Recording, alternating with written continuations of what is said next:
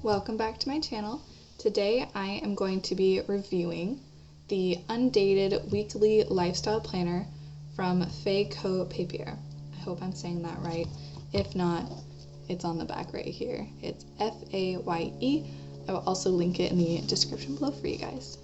Now, first impressions of this planner is it's quite big and heavy. As you can see, it's very thick. And it has a vegan leather cover with this cute little moon and stars embossing. Now, I'm not a huge fan of the decorations myself, just because I usually prefer a more plain, minimalistic cover. It also has it on the side, but it's not terrible. It's pretty cute. I did get this planner from their outlet section on their website, which is a really cool feature that they offer, where you can buy slightly damaged or just not up to their standard goods. This was in their personalized section, so it has the name Sarah on it, which I could just cover up with a sticker or something like that. I think the reason this was in their outlet because the Sarah is like off center a little, you can see, but that made this planner way more affordable than it usually would be. I think I got it for like $7. I do love when companies give you the option of getting slightly damaged items. I feel it's a great way to keep waste out of landfills and also allow people who have a bit of a tighter budget to try out the products. So I definitely recommend checking out their outlet section if you want to test drive their planners, but you don't quite have the budget to spend $30 on a planner. Alright, opening it right up, we go to the first page, which is just blank. And then we have a This Planner Belongs To page, as well as a little bit about the company. Then we come into this first page that is titled Mind Map. Could just be a vision board at the beginning of your planner. Now, the paper does feel nice and thick.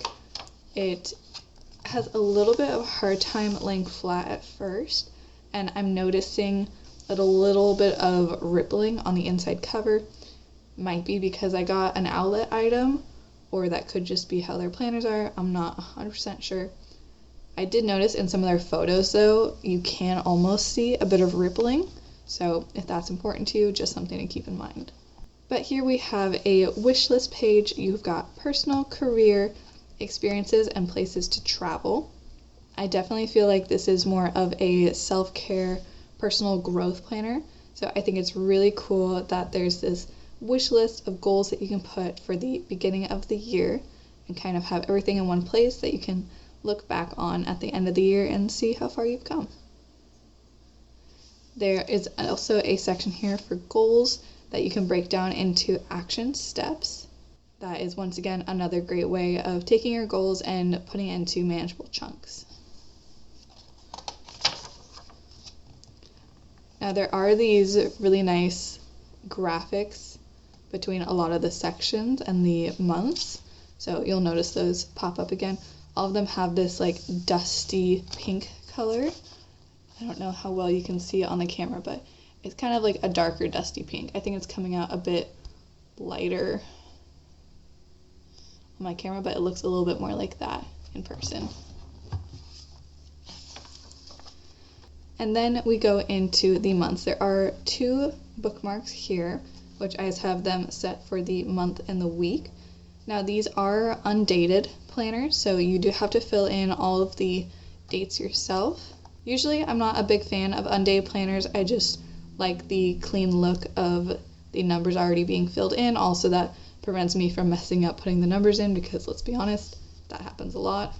But because I'm looking at this more as a self-care type planner and I'm not sure when I'm going to start using it, the undated is nice because I can pull it out whenever I like. There's no pressure to keep up with every single month.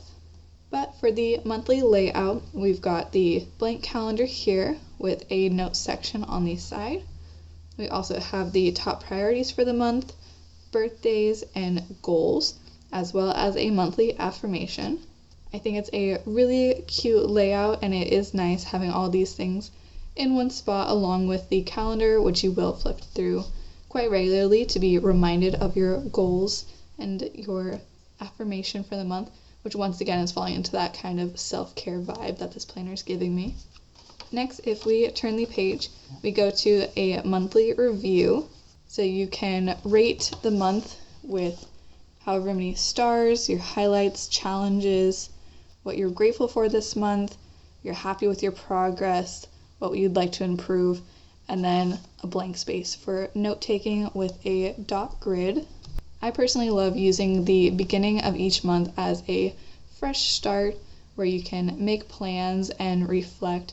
I know a lot of us do it with the New Year's, with like New Year's resolutions, but honestly, every month, every week, every day, you can set new goals and reevaluate. So it's nice to put pen to paper and be able to look at those goals that are swimming around in your brain. Now after this page, we go straight into the next month.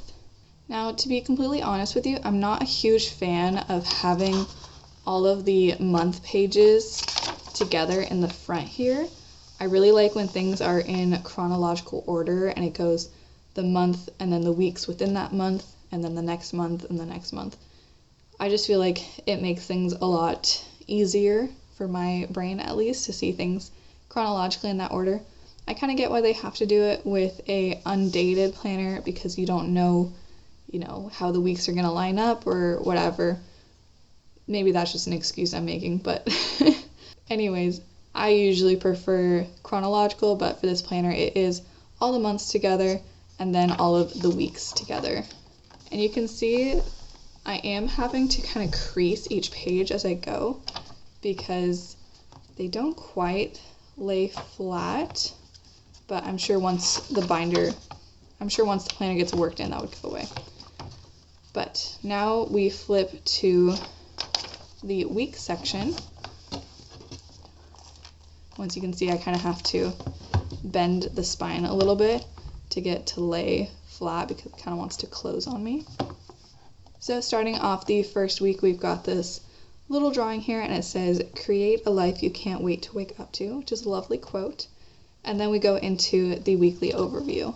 So here you can write your intentions, your priorities, and your to-do list, as well as a habit tracker. I do really like having weekly habit trackers like this because I feel like it's a bit more realistic.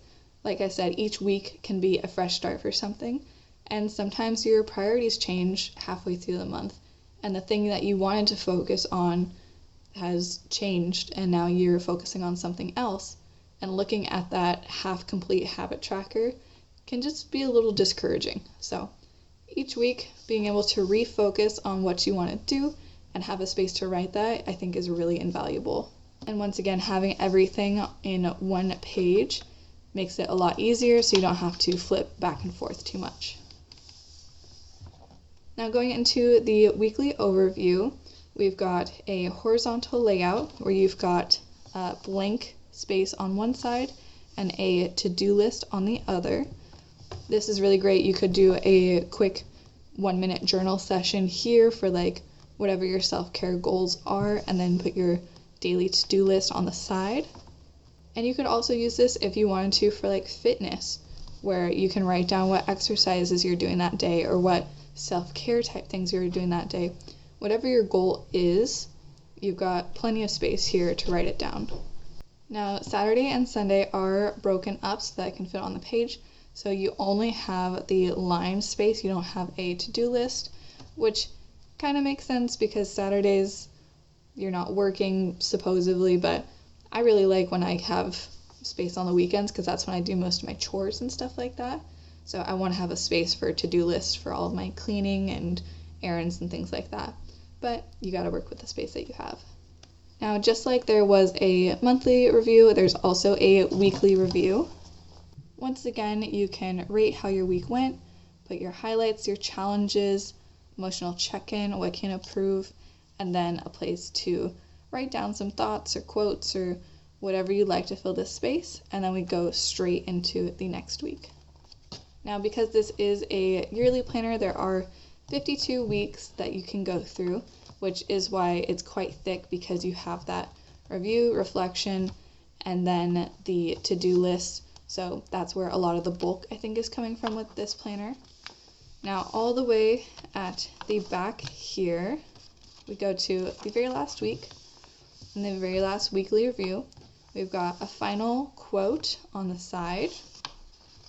And then we go into this yearly reflection page.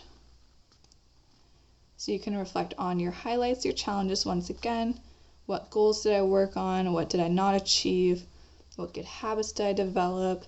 Things I would like to improve, and describe this year in one word. You also have a note section here that goes on for a couple pages.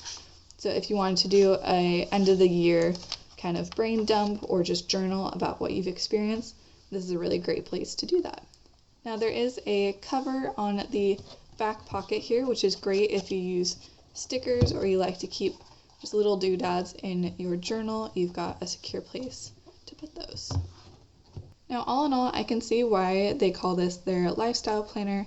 I feel like it's definitely more geared towards self-care and personal goals and not quite towards productivity.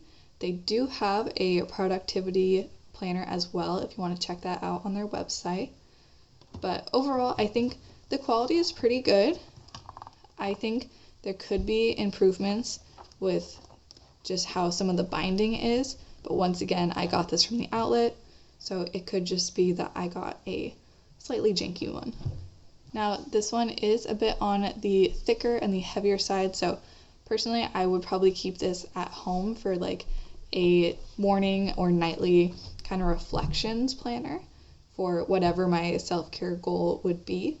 I'm probably going to pick this up at some point in the year when I feel I need to change up my routine a little bit, and the fact that it's undated kind of gives you the freedom to pick it up and put it down as much as you like.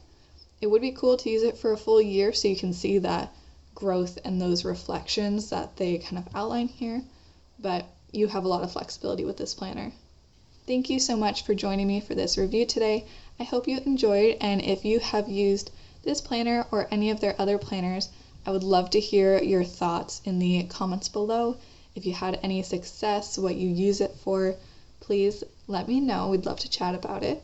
Otherwise, go ahead and like this video and subscribe if you want to see more budgeting, planning, and other goodies. Have a nice day.